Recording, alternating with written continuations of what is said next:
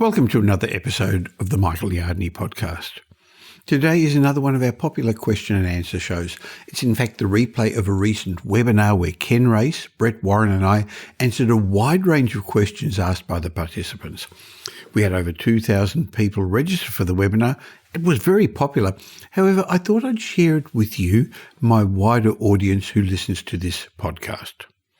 Considering the wide range of questions, I'm sure there's going to be something in it for you. For example, we answered questions about, should we expect Australia to go into a recession? Why is the Melbourne market underperforming and when can we expect it to turn around? Where should you invest in property in Australia? What are the best investment strategies at the moment? How to get your property portfolio to grow faster? There was a question about what to do if you don't have sufficient funds to service loans. How to protect your assets. And Ken Race spent a bit of time talking about structuring, investing in an SMSF and passing on wealth to future generations. Now, this session lasted just on an hour, so it's a bit longer than my normal show, but as you can imagine, we got through lots of questions. And if others had these thoughts, these questions, I bet you're probably thinking of some of them as well. So I'm sure as a property investor or somebody who's interested in property, you'll benefit from listening to today's show. So, let's get on with it. Welcome to the Michael Yardney podcast, where twice each week you will learn a number of new ideas regarding success, property investment and money in around 30 minutes.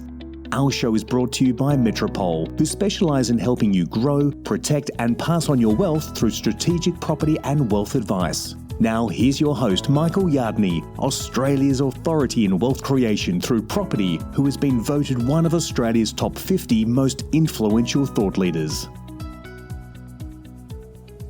Hello everybody. Welcome to our Q&A webinar for September. Welcome, Michael. Good to see you. Thank you. Thanks for coming back. Welcome, Ken. Good to see you as well. Thank you very much. All these webinars have proved really popular, haven't they, guys? We've had a huge number of questions. It's been great to actually get out and answer people's questions as well. So without further ado, we like to get into it straight away. May I just remind you that there's a chat box there for commentary. And then if you click across to the Q&A only, we're going to get through as many questions as we can. We're going to leave a short window at the end where we can actually answer your questions. If you've got any burning questions, anything you'd like to know, or anything that comes up during the journey, if you could pop it in there and we'll revert back at the end of the session and hopefully answer some of your questions as well. So thank you for joining us. Without further ado, Michael, a question for you straight off the bat for someone who listens to your podcast like so many of us do. Michael, thank you for your podcast. I love your insights. There's a lot of concern in Australia that Australia would fall into a recession because of high interest rates and employment. Do you think we're going to have a recession? And if so, should we put off buying our next investment property? And that's from Lauren. Okay, thanks for the question. And clearly a lot of people are wondering about that. Look, if you remember back at the beginning of this year, the headlines were filled with predictions of an imminent recession in Australia and around the world. Economists, commentators, they were unanimous in their gloomy forecasts. Interest rates were going to be rising, which meant the economy should be stalling, which meant unemployment should go up. It sort of made sense. I mean, the Reserve Bank was trying to cool the economy and slow consumer spending. But as we look around today, yes, the economy has slowed, but you're right, the dreaded recession didn't materialise. So what happened? Well, we've got lots more people here in Australia, so they've kept spending. And there's no doubt that some people are hurting and suffering with the rising cost of living. But Australia's economy has been very resilient, partly because of exports. So how they decide whether it's a recession is looking at the GDP, gross domestic product, which is all the goods and services sold in Australia, including housing, including what you spend on electricity and things like that. So the exports were robust, but government spending has also helped offset the slowdown because the governments have actually created lots of jobs and unemployment's remained relatively low. Sure, it's crept up a little bit, but we've been creating so many jobs. So despite the higher borrowing costs, squeezed household budgets, business seem to have been reluctant to shed staff, possibly due to the tight labour market and the challenges of finding skilled workers. So no, we have not had a technical recession, which is where there's 2 quarters of lower GDP economic growth. But we've had what many call a per capita recession. In other words, per person, the economy, if you divide the whole GDP by the number of people, and there are more of us now, it actually has gone backwards, which means that the economic growth hasn't kept pace with our population growth, leading to a decline in the average living standard. Now, not everybody's affected by that, but in fact, there's been 6 quarters of, I guess, per capita recession, which means that some households are suffering. We've used up all our savings. The savings ratio is very, very low. So will a recession come around? Probably not. The Reserve Bank is very concerned not to bring that on. And I bet you the government, being an election year, isn't wanting us to have a recession either. So therefore, there's that delicate balancing act, getting inflation under control but not bringing us into recession. So why not? Strong exports, strong government spending. We went into this downturn of a high interest rate period with big savings buffers at the beginning of COVID. We started to stash our cash, and the strong labour market. So are there challenges ahead? Yes. Should you buy a property was the question. I don't know. I don't know your circumstances. But if you have a solid job and good income and you've got your finances right and you put a plan together, I think it's a window of opportunity while others are sitting in the background, Brett. That's a good point. One of your famous sayings is don't make long-term decisions based on the last 30 seconds of news. So understanding your personal situation is very, very important. Ken, you get looking a bit comfortable there, so I better throw to you. This is a really good question because you often spend so much time setting things up and structuring things right for people. Alison H is asking, how do you protect property in your own name? Potentially properties that you've already bought in your own name. Great question, Alison. And maybe before I premise that, because I've had the benefit of seeing some of the questions that are coming through, and there's certainly some on super as well. So the advice predominantly that I'll be talking about is general in nature. It's not specific advice. So don't go out and implement based on what you hear on this webinar podcast. So a lot of people buy property in their personal names for a number of reasons. They sometimes might get more borrowing. It could be their family home. And then their circumstances change. They could move into a job where there is litigation potential. At the other end of their life, they're thinking about retirement. So the assets they've built up become even more valuable because they can't replace them because they don't have the time, the energy, or certainly the borrowing capacity. So we can protect the equity, and that's where I'm being a little bit pedantic, using the word equity as opposed to property. If you want to protect the property, you've got to move it into a trust. You pay capital gains tax, you pay stamp duty, you lose the main residence exemption. But if we protect the money, the value, we can do that via a trust without triggering any of those taxes and without losing the main residence exemption. Brett, I'm going to throw one at you because you can't, you can ask yourself questions, but it sounds pretty silly. Lots of great questions. Thank you, everybody. And as Brett said, don't forget, if you've got some along the way, put them in the chat box as well, or the Q&A box. But Joe asked, CoreLogic is advertising some softening in prices in various suburbs throughout Australia, specifically Melbourne and Sydney. And that's true. So Joe's asking, is there a possible trend of more investment-grade properties coming on the market in coming months? Yeah, that's a really interesting question. There's so many different elements to that question because September, October, November, that's generally the spring selling season. So you will get an influx of properties during that time. And I think CoreLogic's already reporting that there's more properties coming onto the market. Certainly at ground level, our buyers agents are seeing a lot more opportunities. We were very lucky over the last 3 or 4 months. There wasn't a lot of properties on the market, but we obviously have access to properties pre-market and off-market, which made a big difference. But getting back to Joe's question, look, there will be more properties. There will be more investment-grade properties on the market. I think there's two different markets there. Melbourne is probably still in the recovery phase, and people probably aren't in a hurry to sell properties there, so probably not necessarily there. But certainly Sydney's at a good point of the market, particularly over the last 12 or 18 months. It's really picked up. So people may be looking to offload some of their properties. There may be some more investment-grade properties coming on for people who are moving on or downsizing. But certainly this time of year, you'll generally see more properties and investment-grade properties on the market because this is generally when you can achieve your best price or your maximum price and maximise your sale opportunity.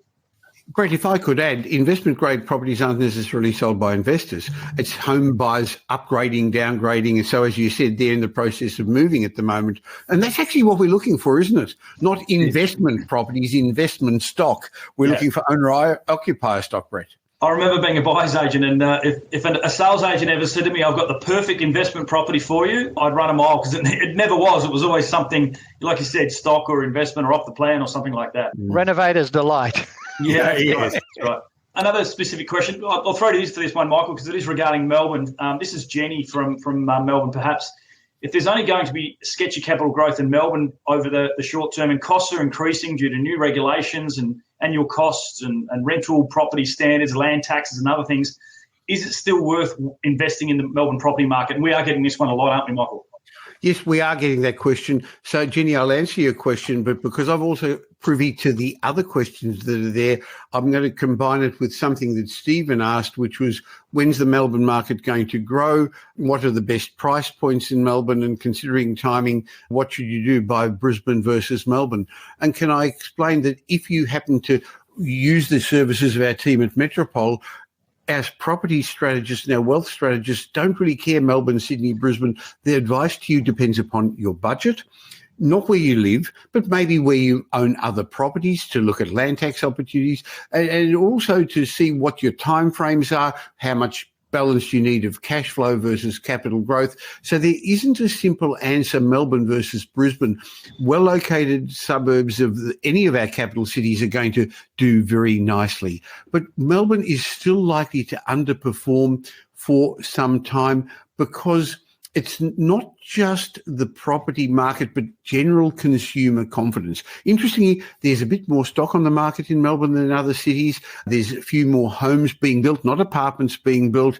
And I've never, ever seen the Melbourne market have as big a discrepancy between Melbourne and Sydney, and now, in fact, Perth, Adelaide, Brisbane dwelling prices are higher than Melbourne's. So CoreLogic has a dwelling price index, and for that they combine houses and units or apartments.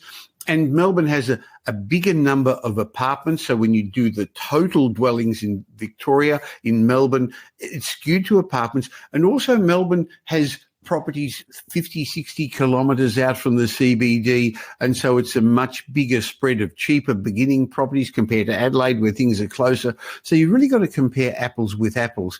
But I believe if you've got a long-term focus, there's an opportunity, a window of opportunity in Melbourne, because it is going to catch up. Why? Not because I want it to, but because of strong population growth, strong economic growth, silly government at the moment. I hope politicians aren't listening to this, but this too shall pass. And with all the people coming in and with not enough new accommodation being built, those who buy in the short term will get a free kick when it'll pick up, and then it'll just do what it's always done and perform as well as well-located properties, suburbs in Sydney and Brisbane. So when will it start to grow? Sorry, we don't forecast. Can I tell you, in 5 years' time, you'll have done very well. In 3 years' time, you'll be really pleased. In 2 years' time, you'll probably be really pleased you bought in Melbourne. If you buy in Melbourne before Christmas, I promise you, Sydney, Brisbane, Adelaide, Perth are all going to have done better. But we don't buy in the short term for the short term, do we, Brett?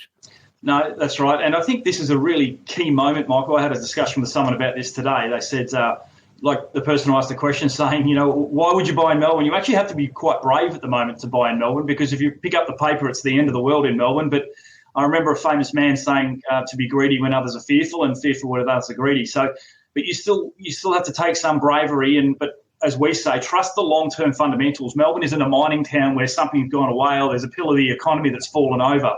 It's a moment in time that's occurred, and as you said, this too shall pass. So you're 100% right.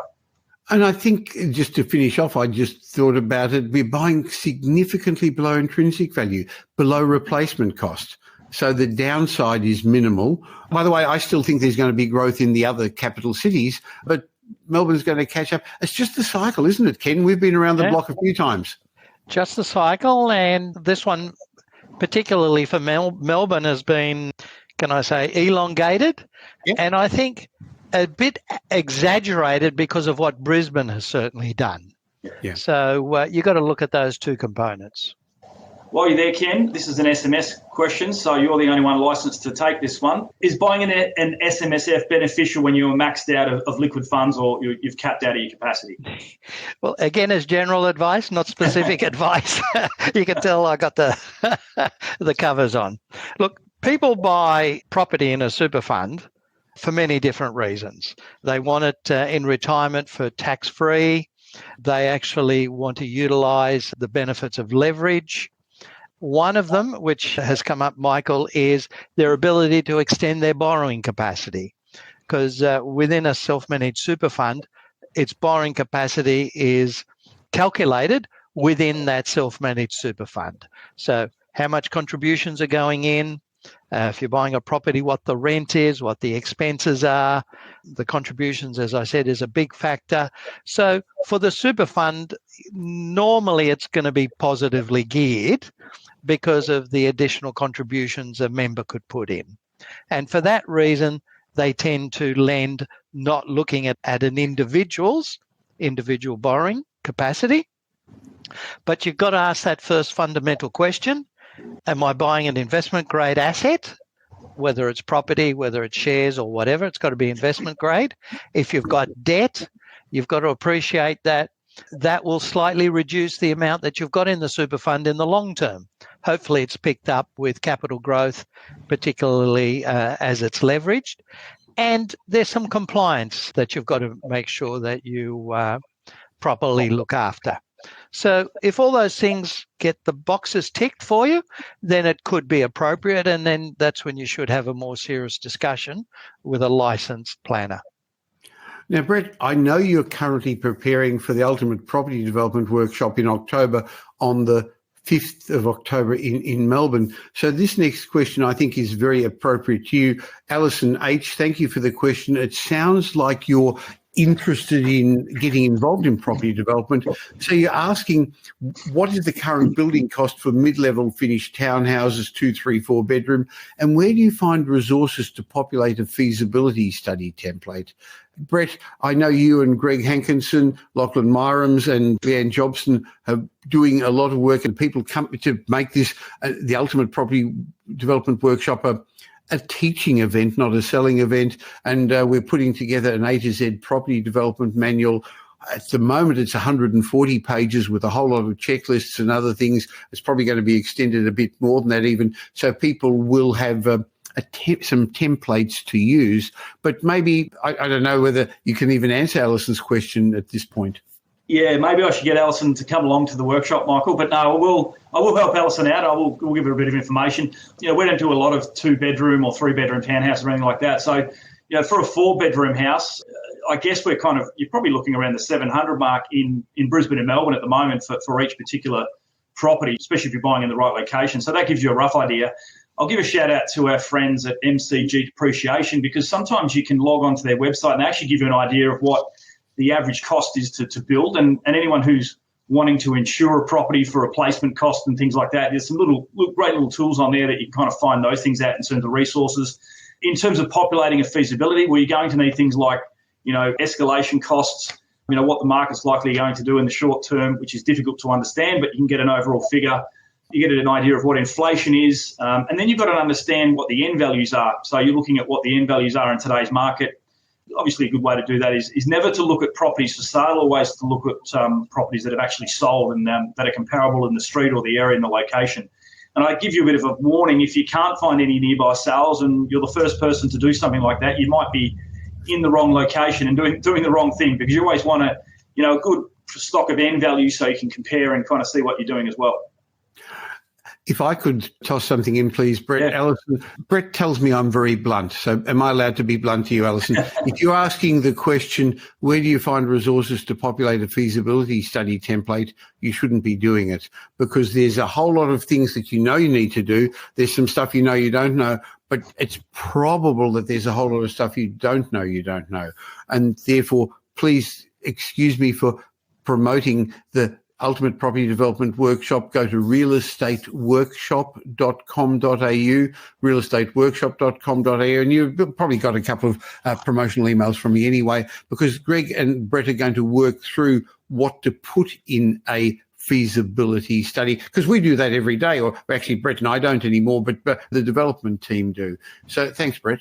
No, there's a lot of different intricacies there because you can look at councils and different things like that, but we'll cover all that in the workshop. Michael, you mentioned before about the Melbourne market starting to grow and things as well, but look, what price points and postcodes in Melbourne do we like looking at for townhouses? And I guess what consideration is timing when we're looking to compare investments like a Brisbane versus a Melbourne, and timing the market and things like that as well? So 2 questions there. Okay. Well, Stephen, you asked price points and postcodes. Interestingly, only 2 weeks ago, Violetta, one of our buyers agents, bought an amazing penthouse for $720,000. You couldn't replace it. That 40th floor at South Bank, but that's right near Crown Casino, and that was for an owner-occupier. So while it's not an investment-grade location because it had pools and lifts, boy, if you can buy a penthouse with views in 3 angles around the CBD and out to the water. So Melbourne, you're going to find you can get things, well, at the same price you could 3 years ago. So we start looking at properties in the $500,000 price bracket for villa units, for apartments, townhouses. It depends where there's a wide variety of suburbs. So we can definitely find investment grade properties from the 500,000s to the 700,000s to this week. Our buyers agents bought 2 very close to $2 million. So it really depends what your budget is. So when you're getting into investment, you've got 3 things to play with: budget, and that's usually defined by the banks; location, and we're not prepared to compromise that; and then the right property in the location. So Melbourne, with so many properties, there are still good pockets around, and price point really depends upon your budget. As for timing, I think I answered that before, that in the short term, you said Melbourne versus Brisbane, for the same sort of budgets, not the 500s, but from 700s on, we can get you a nice house in Brisbane. And in 20 years' time, they're probably all going to do much the same. In the short term, though, you'll probably get that free uplift, as I suggested, in Melbourne, maybe next year, maybe the year after. Thanks, Michael. Good one. Ken, over to you. Another trust and asset protection question from Claire. I'd like to know, if you set up trust for asset protection, then go to retire, and was entitled to a part pension or pension, how the government considers a trust in this equation. I've been advised that they'll probably just treat anything in a trust as if it was my own assets, and she's referring to a trust where everything is in her. So she's the director and appointer and things as well. So I think we've got to distinguish with who the other potential beneficiaries could be. Is it a tightly held trust? Is it one that you would be likely to get a distribution? So if that's the case, then certainly Centrelink uses that when they do the assets test and the income test. So you've got to be a bit careful of why you set up the trust. Was it for asset protection? Was it for flexibility of distributions? Was it to help manage your land tax? So many different reasons why people would have a trust. But if you move on to the Social Security system, then in all likelihood, a tightly held trust where it's just tight family, those assets would be treated in the assets test and the income. So if you want to be excluded from that, then you have to move out, and that's looking forward. So you can't retrospectively say, I didn't get money or I wasn't entitled to money. You've got to cut yourself out for any future review. Brett, a lot of people would be thinking the same question that Lisa has left on when she registered for the webinar, and she said, with loan repayments far exceeding rental income due to high interest costs, how can you achieve positive cash flow properties in today's market? Great question. I guess the first thing to understand is don't believe the hype. There's no such thing as a cash flow positive or cash flow negative property. It's really got to do with the way it's financed. And obviously we've seen a lot of people who probably purchased cash flow positive, giving them amazing cash flow, 5 years ago when interest rates were 2%. Now they're 6%, and it's costing them a fortune, and the property's not even growing in value, which is a bigger concern. So the first thing is obviously to understand your financial position and look at, again, we've mentioned a couple of times, not sacrificing the location and the capital growth of the property, but maybe you need to put a bit more money in. A larger deposit may be able to bring those repayments down. When you're first starting out, paying down debt is not as important as widening your asset base. So perhaps at the start, you look at using an interest-only term, maybe for 3 to 5 years. I can give you some positive news that rents are going to ramp up fairly quickly in the next 3 to 5 years. So that may be a really good window while rents catch up to that, and then you may be able to switch it over after and focus on some debt reduction. We've talked a little bit about maybe extending the loan out a little bit longer to reduce some of those types of things as well. And one other great way that a lot of people probably don't consider is the ability to maybe do something simple like a cosmetic renovation. Your kitchen, bathroom, maybe some floor paint, bring in a little bit of depreciation to boost that, close the cash flow gap up a little bit. Or maybe it's a combination of 4 or 5 of those types of things. And I guess they're the kind of, the metrics and the parameters we can kind of juggle a little bit to get into people's comfort levels and comfort zones with some negative gearing benefits to help them understand, what we can do. But we can change all of those parameters. But the one thing, as we spoke about, Michael, you don't want to change is the location and therefore the capital growth of the property. Probably I'll add, Brett, just one little thing. There's a difference between negative gearing is the tax position versus cash flow. So some people can be negatively geared but still cash flow positive or fairly neutral. So by the time you take depreciation into account, depending on what type of property you bought and any tax credits you might get. So cash flow and then the tax position, which is the negative gearing. Maybe I could add one more thing. Residential real estate is a high growth, relatively low yield investment. And one of my early mentors, who unfortunately is no longer alive, used a beautiful expression. So please, I hope I don't offend anybody by saying it. He said, don't try and bastardize your investments by making a high growth, low yield investment a high yield investment. That's not what residential real estate is. It's not, and all it's doing is increasing risk. That's why you get a higher interest rate, because of the risks involved. So, yeah.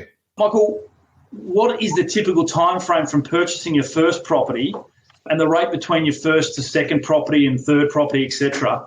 Does purchasing typically become quicker or slower? And that's from Dean.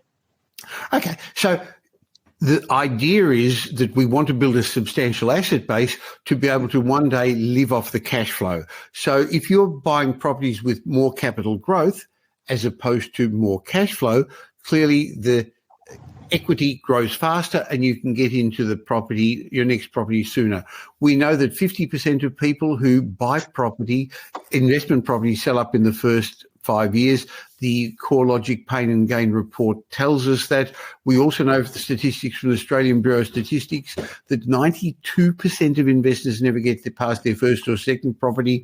So most don't even get to where you're suggesting you'd like to get to. Having said that, a recent audit of the results of our clients at Metropole showed that they're 7.3 times more likely than the average investor to own 6 or more properties. I guess they made the right decisions because they got the right advice. So how long will it take? It depends upon capital growth. It depends upon what your income is. It depends upon your serviceability, what rentals you're getting as well. But most people think, well, I need more cash flow to get more serviceability. It's not the cash flow as much as actually the deposit for the next one. So it varies and there's no simple rules. But I do know that our team uses very, very powerful software to actually map it out and plan it out. Brett, people like that because it actually shows them visually what they're likely to do, but also gives them scenarios. So if you buy a commercial property, this is where you could end up. If you buy a residential property, if you're going to have a baby and not be able to service the debts for a while, then that changes it as well. So of course, things will change with time, but we always start by putting a plan together, helping you plan to become the people you plan to become. And so the answer to your question is different to somebody else listening to this webinar because they're in a different position. A good point. Look, the other thing is a lot of people get hooked on the number of properties. I think most of the people I speak to want 5 properties or 10 properties or whatever. It's actually irrelevant. I prefer to have 1 or 2 amazing properties. And in many cases, Michael, I've sat with people who have wanted 5 or 6 properties, and we've actually showed them a way to get to where they want to be with just 2 properties, 2 investment properties.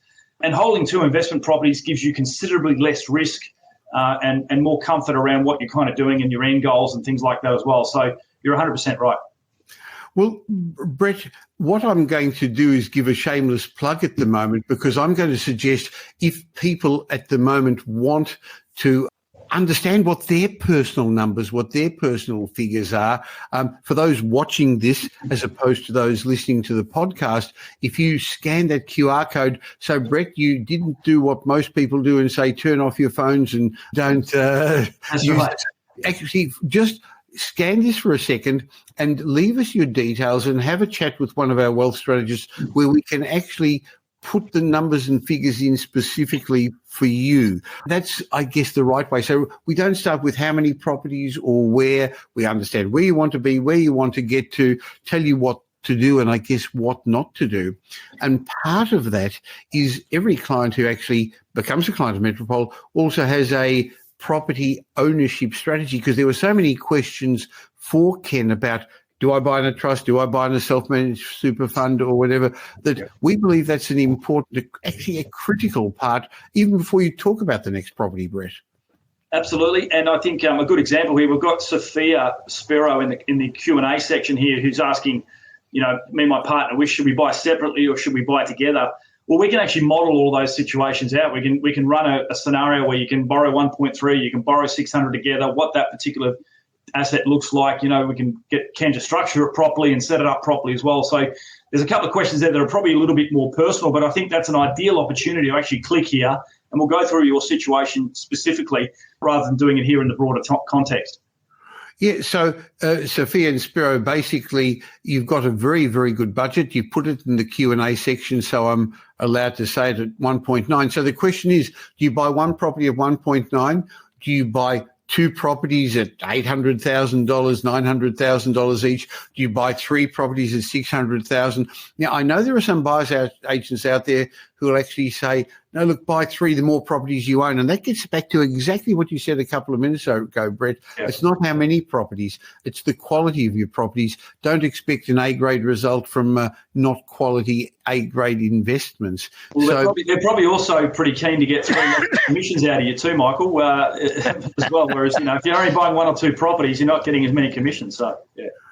Yeah, people don't often realise that. I was going to say that and I thought, no, I shouldn't actually be rude. But no, you're 100% right, because our system at Metropole doesn't work that way. So some people charge a fixed fee, and a fixed fee by three is different to a normal fee by one. So thank you, Sophia, for the question. And my suggestion is get out your phone, or you can just go to the website workwithmetropole.com.au. The initial chat's obligation free. It's no cost, and Joseph or Adam or one of the team will spend a bit of time finding out what you need and telling you if we can even do anything for you or not. Thanks, Michael. I think it's Ken's turn. Ken, a question now from Mark. What are some of the best property strategies in the current market when you're considering tax mitigation options with property? I don't distinguish the current market to previous markets. I mean, for me, it's always buy an investment grade property. I'll cut the number of things I look at, but I like to add value. Properties with a twist, below intrinsic value. And I think they're the things that are steadfast irrespective of the market. You've just got to be more particular in a current market that could be a little bit soft. So when we're looking at tax mitigation options, properties with, high depreciation rates, owning them in the right name so as to maximise the current deductions. This is an error I see quite a lot, where people buy a property in the name of one of the spouses, the one with the highest income, therefore the highest tax, but the loan is in two names. The problem is if the ATO audits you, you will lose the deductibility on half that loan, because for tax purposes it hasn't been structured properly. And the ATO knows that it's buggered up people's life. Sorry if I've used a bad word. So it allows a fairly simple solution that unfortunately is a legal one, but it's a simple document to allow you to get that 100% deduction if there's only one name on the title. So a good property accountant will make sure that you're identifying and maximising the expenses, particularly if you've got lender's mortgage insurance, over what period you extract it, is your advice deductible or not deductible. So you've got to look at all those nuances that are, unfortunately, typically outside the normal accountant's realm. So that's why you've got to talk, I think, to property-specific experts who understand the tax, who understands the law, who understands structures, who can then guide your accountant. And if I can put it in a medical sense, that specialist is a specialist, like a medical specialist, who reports back to the GP. Brett, if you don't mind, I'm going to ask you one of the questions in the Q&A. Thank you guys for leaving them, because Brian Ong asks, do you suggest brand new or established properties? And if I could say that both. We suggest investment grade. So I know in the last couple of weeks, we have bought a number of brand new townhouses in Melbourne that were built for owner-occupiers. And so they're not investment class, they're investment grade because they were in gentrifying suburbs where they were built to owner-occupier standards. In other words, the tiles go all up to the ceiling. They've got 4 bedrooms, a study, a double garage. They've got good standard quality fittings and fixtures in them. And so they have great depreciation allowances, and people with a good budget can actually get that, because at the moment there is a bit of a window of opportunity. Builders who built a year or two ago bought a year or two ago are now coming out into the market at a time when they're not finding as many owner-occupiers wanting to buy. Yeah. On the other hand, new house and land packages or new or off-the-plan properties, Brett, we've never gone for those, have we? We've never gone for those. Generally, there's a difference there, Michael, because the first thing is land. In these established areas, there's a really great land content, and that's going to, put the property price up. Whereas house and land packages, it's probably a 20 or 30% of the price, and off the plan is just not worth the risk. But the other important thing to consider is a lot of those house and land and off the plan, there's a markers and project management fee in there as well, isn't there, Michael? And even with some new townhouses, there is as well. But we specifically locate and find these types of opportunities where we're not having to pay these developers' margins and kickbacks, and that can make a difference. Well, again, if they're built for investors, there's usually a marketing levy. And maybe 3 weeks ago, I got something from one of the big marketing organisations prepared to give us 10% commission on the sale, on the recommendation of clients. They said, you've got a big database. If you can't help them, how about recommending clients, and we'll sell them a property and we'll give you 10%. Of course, if you're giving us 10%, imagine how much they're making, Brett. I got offered $40,000 the other day to put someone into something out in the middle of nowhere, but yeah, I know what you mean. Sure. Now, if I could continue on, I apologise to hijack it, Brett, but Dean has said further to Brian's question, additionally to Brian's question, do these two options, in other words, new or established, affect vacancy rates? Also, do new properties typically have an oversupply of homeowners who can afford to purchase these properties rather than rent? So it depends where the property is. So again, if it's a new house in one of the outer suburbs, the problem is that you've got people who in general are 1 or 2 weeks away from broke, the new homeowners, the first home buyers, or tenants who can't afford to live anywhere else. These couple of townhouses we've just recently bought, I mentioned just recently, but it's something we're doing all the time. And by the way, not just in Melbourne. These two were in Melbourne, but we're buying them in the other states as well. Affluent people rent as well. Affluent people rent because of the stages of their life. They got divorced, they got married, they just moved into a new city, they're moving to a new job, they want to be in a school zone. Many are rent investors. So currently vacancy rates are not an issue, but what more important to me than vacancy rates, Dean, is the ability for your tenants to keep paying higher rents in the future, because that's what's going to be your future income. So that's why I'd be suggesting be careful buying new homes in the outer suburbs where, look, people have to start somewhere. We all did. I started in a little apartment when I first got married to live in, but that's not what we'd be recommending for long-term rental growth. Well said. You mentioned retirement there. Ken, a question for you about retirement. When shall I sell my investment properties, as I will be retiring in a few years' time? Yes, we're getting more and more questions along those lines, and that question came from Judy. Yeah. And it's these baby boomers, if I can call that, who are going through this inner tube that gets bigger and bigger depending on the stage of life. And what we say is just step back and ask a slightly different question. And that is, what do I need in retirement? What large expenses do I have? What level of lifestyle do I want? And then look at the assets you currently have and see how close those assets will meet your requirements. And sometimes we find, particularly when people are asset rich and cash flow poor, if I can use that term, there may be a benefit to selling a property to build up, if you like, that initial money. But we just worked on a client today where the strategy was they had enough to keep them going for another 4 or 5 years. So that next property to sell would be in 5 years' time, which actually gave them more time in the market to hopefully pick up that increased value and equity. So it's a function of understanding the financial planning aspects, the property aspects of your particular properties, and the wealth components, because there's tax implications.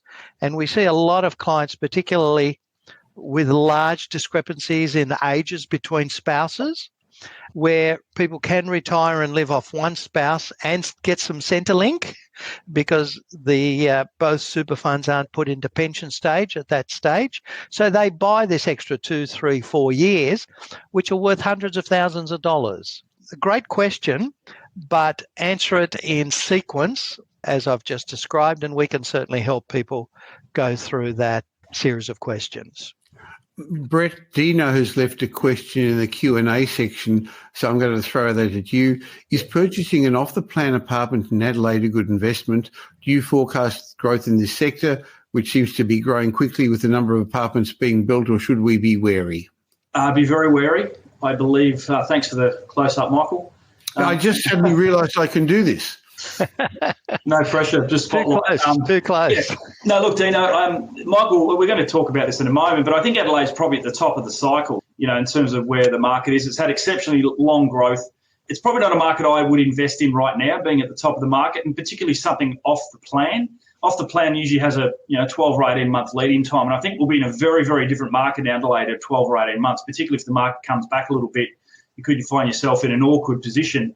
And for those reasons, we strongly advise against, even in larger capital cities, buying off the plan. There's just too much risk involved. And, when you're purchasing, it could be a very, very different market to when you come out the other side. So definitely not. I think your money could probably be used elsewhere and probably in a more safer location, but also a location that will give you far better growth over the next decade. Brett, I think more than that, what's likely to happen is that if you buy off the plan, there are too many fingers in the pie. There are the developers, there are the banks. So banks are not allowing developers to build property developments unless there's huge financial margins in them at the moment because of all the problems that people have gone broke over the last little while. So the developer is going to take the first few years of your capital growth, and in my opinion, they don't deserve to have that. You should be buying at a discount for all uncertainties rather than at a premium. Yeah, Michael, while we're talking about Adelaide, Adelaide and Perth have probably been the standout over the last 2 or 3 years. Rajat's asking the same question. Is that kind of growth sustainable, or is it a downward trend? How does it kind of justify, how does it stack up from here on in over the next couple of years? Well, each property market, each stage is a different stage of the cycle. We've got a multi-speed property market at the moment with Brisbane, Perth and Adelaide performing very strongly, with Sydney doing well in the middle, and then Canberra, Melbourne, Hobart, Darwin have really underperformed. Over the 40 years, they've all done much the same. Melbourne's been just a little bit stronger than Brisbane and Perth. I think you've already hinted at that a minute ago, Brett, that property cycles don't last 7 years. They don't last 18 years like some people say. Michael Matusik has done some very, very detailed research, and there's blogs on that on Property Update that basically show that cycles usually from peak to peak now are more like 3 or 4 years. And Ken, I'd like your thoughts on that. I think it's just the way the markets are moving much, much quicker. So when will this cycle finish? Not sure, but you just got to be a little bit more cautious because each upturn sets itself up for the next. I'm not suggesting there's going to be a fall, but the next flatter period, while each downturn and flat period sets us up for the next upturn, Ken. That's right. And one of the things we've got to be very wary about is, can I say, following the published information, because it tends to be many, many months behind what's actually happening. So you've got to go back to what were you trying to achieve by buying property, what your objectives were, what your time frame is, and therefore select the right property based on that current borrowing capacity, which will then start leading you into the answer of where to buy and what to buy. Thanks, Ken. Maybe we do one more with Ken before we probably get through a few more of the Q&A there, Michael. But Olivia's asking about, investing in a property for her daughter that she'll rent out. The objective is to help her buy a property to live in. I'm 65 years old and plan to work another 5 years, and then she'll take over the mortgage. I'm contributing a substantial deposit and wish to protect the investment. Yeah. So great question, Olivia, one that I've certainly had to go through with 4 children. So, look, if it's a property to eventually live in, you've got to be very cognizant of wanting to achieve the main residence exemption, which is capital growth for the period that you're living in it, to be tax-free. So, most people that buy that first home do upgrade for many different reasons, family, job, etc. So you want that main residence exemption. The other thing buying in your own personal name is that it gives you the land tax exemption. And you might find in your own name in the current finance market, you might be able to borrow a little bit more. So they're the 3 or 4 components you need to look at. And there's also a strategy that says if you can live in that property when you first bought it, and then due to finances, you can't afford it anymore, you can't afford the repayments, you move out and you make it an investment property, then there's a rule that we call the 6-year rule that basically says once you move out, then capital growth over 6 years is still tax-free on an eventual sale. So if your daughter expects to move in and then use it as a home within that 6 years, that could be a very good strategy.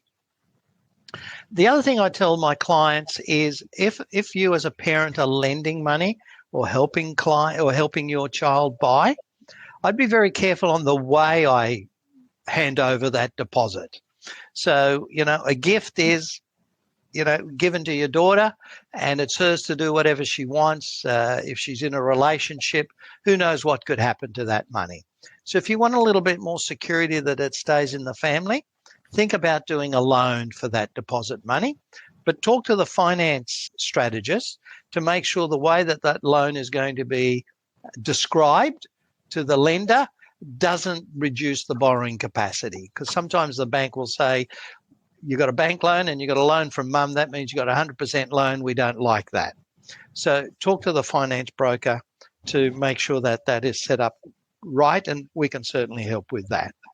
Be very careful if you are on the loan, because if you're on the loan but not on the title, then you could lose, your daughter could lose part of the tax deduction on the interest while it's an investment property, and would also lose part of the main residence exemption because you're not living in the home. So fairly technical and complicated answer. I'm sorry about that, but there's many different aspects to that question.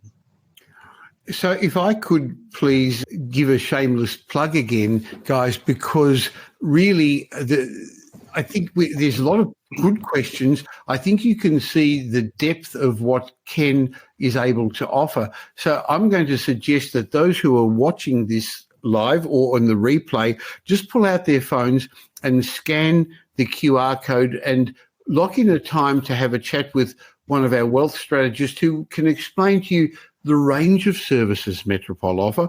And if you're listening to the podcast, the replay is an audio-only podcast. I'll leave a link in the show notes. Go to workwithmetropole.com.au, and you're going to find we're much more than just a buyer's agent. We help our clients safely grow, protect, and pass on their wealth, create intergenerational wealth. And that's what everyone seems to be wanting in this. Many of the questions today are related to that.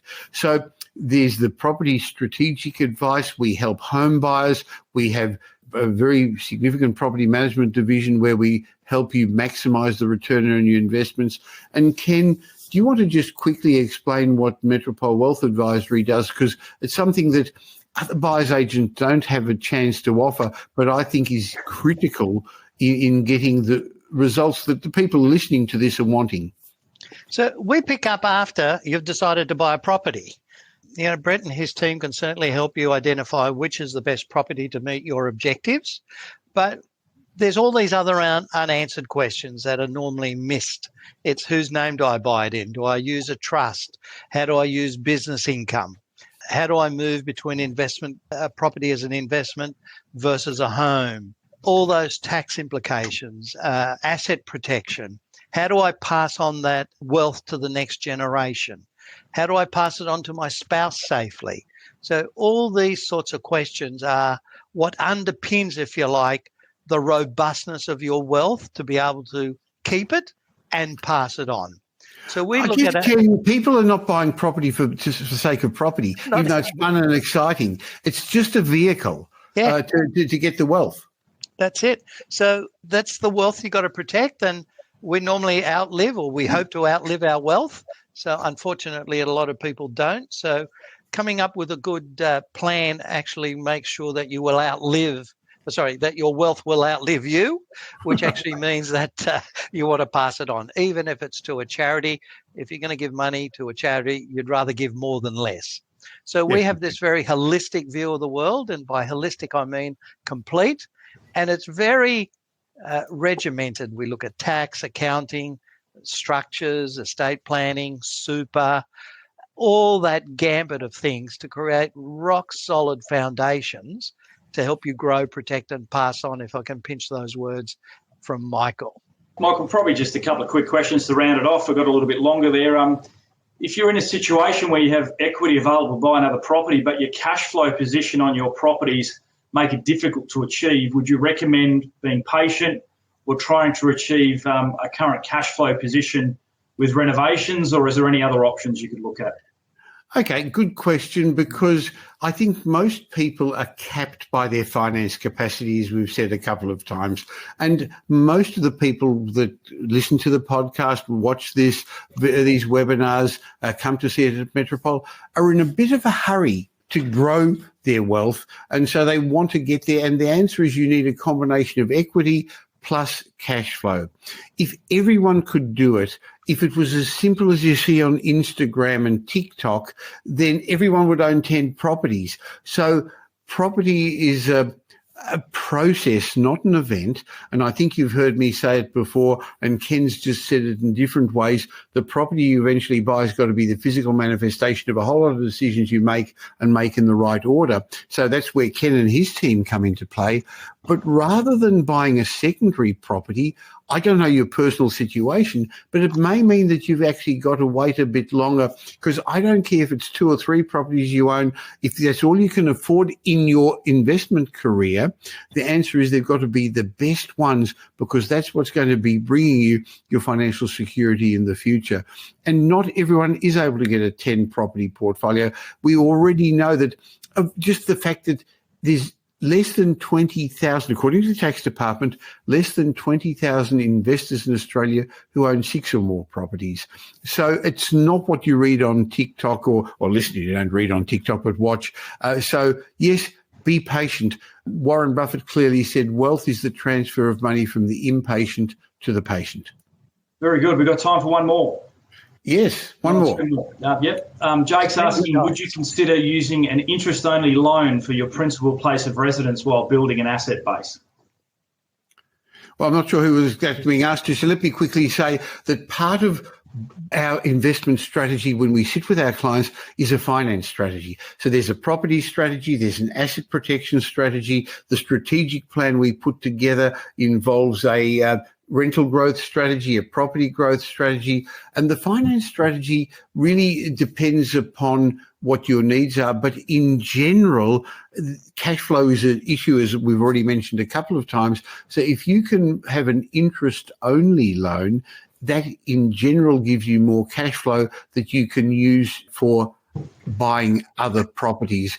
So really, again, we map it out and plan it out, and there's no reason not to change it along the way. But how you set up your finance is really, really important, because if you don't set it up correctly and try to take money out of your home loan, if it's not done correctly at the beginning, and especially if a lot of people actually change their home, upgrade, downgrade, and make it an investment property, you want to think about that right from the beginning and set up finance correctly. Otherwise, sometimes the finance isn't deductible, is it, Ken? That's right. And we see that all too often, that people have paid down their home, very high equity. They want to keep it as an investment property. So they go and buy another home with a new loan. And therefore, that new loan, because its purpose is the home, no deduction. Whereas the previous home that maybe is very low loan to valuation is well and truly positively geared for tax purposes, and therefore you're paying tax on that income and having no deduction on the other loan. So that's when you've got to look at things like using offset accounts.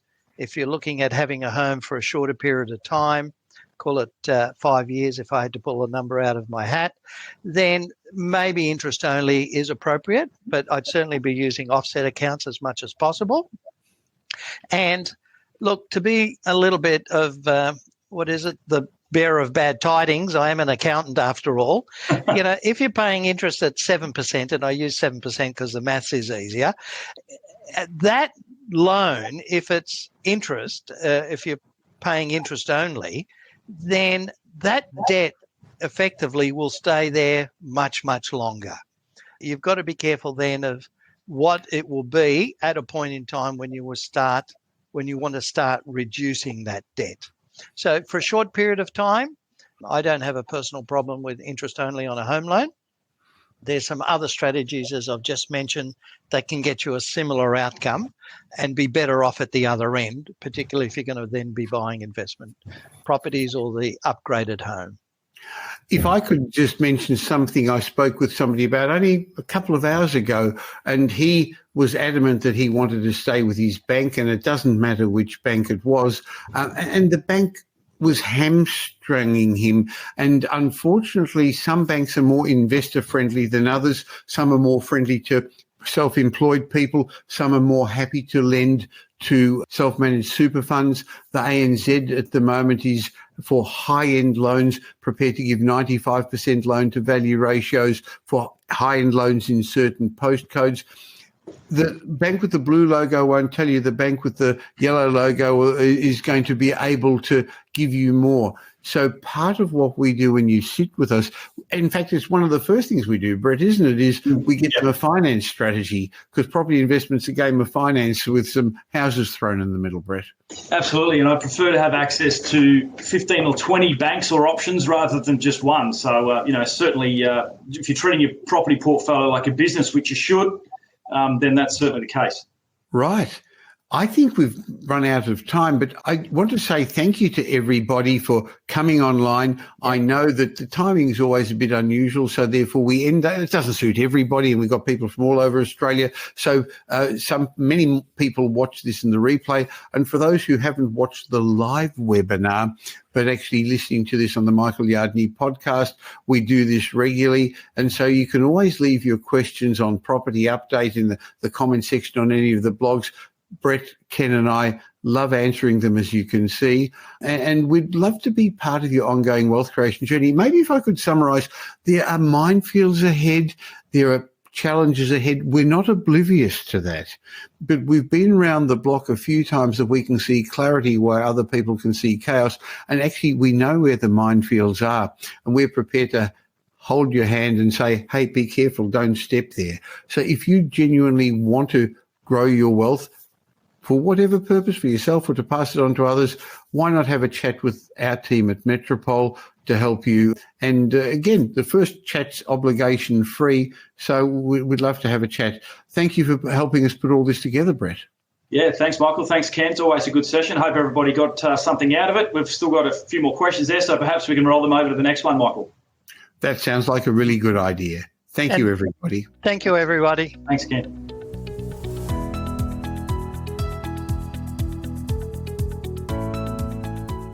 Thank you for spending the last little while with me. I hope you got some benefit from this show. Hey, but before you move on to the next podcast you're hoping to listen to, please let me remind you that I have another show that I produce once a week with leading demographer Simon Kirstenmacher that we call Demographics Decoded, where we unveil the trends that are going to shape your future.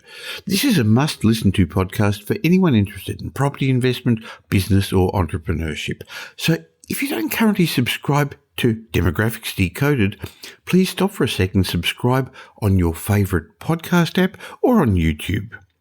Now, if you did enjoy today's show and you know somebody else who'd benefit, please tell them about the Michael Yardney podcast and Demographics Decoded. There's a share button on every podcast app. On Apple Podcast, there are 3 little buttons at the top of the player. Or just talk to them, tell them about the Michael Yardney podcast. I hope you're going to be doing them a favour. You're definitely going to be doing me a favour in helping in my quest to make as many people as possible financially literate. Now, you can catch up with me in between these shows on social media, or you can join my private Facebook group. Just go to Facebook and look for the Property Update Facebook group. And I've got a special bonus for you to say thank you for subscribing. Just go to podcastbonus.com.au. There's a link in the show notes, podcastbonus.com.au, where I've got a bunch of ebooks and reports. That's my way of saying thank you to you for taking the time to listen. Oh, by the way, if you haven't listened to the many podcast episodes we've already got, we're well into our 600s of episodes now. You can always listen to the old episodes, which each have lessons about property investment, success and money. Once again, thanks for listening to today's show. Thanks for listening to this episode of the Michael Yardney podcast, which was brought to you by Metropole, who help their clients grow, protect and pass on their wealth through strategic property and wealth advice. If you like what you heard and don't already subscribe, you'll find us on iTunes or on your favourite Android app as the Michael Yardney podcast. Watch out for our next show, which comes to you twice a week, and you'll learn some new ideas about property investment, success and money in around 30 minutes. To get more of Michael's thoughts, go across to www.propertyupdate.com.au and sign up for his daily morning briefing, and you'll hear from not only Michael but a group of leading property success and money experts. And just a reminder that the information you heard in this show today is general educational advice and not specific investment advice, as we don't know your personal circumstances. If you're looking for specific advice, why not ask the team at Metropole to help you?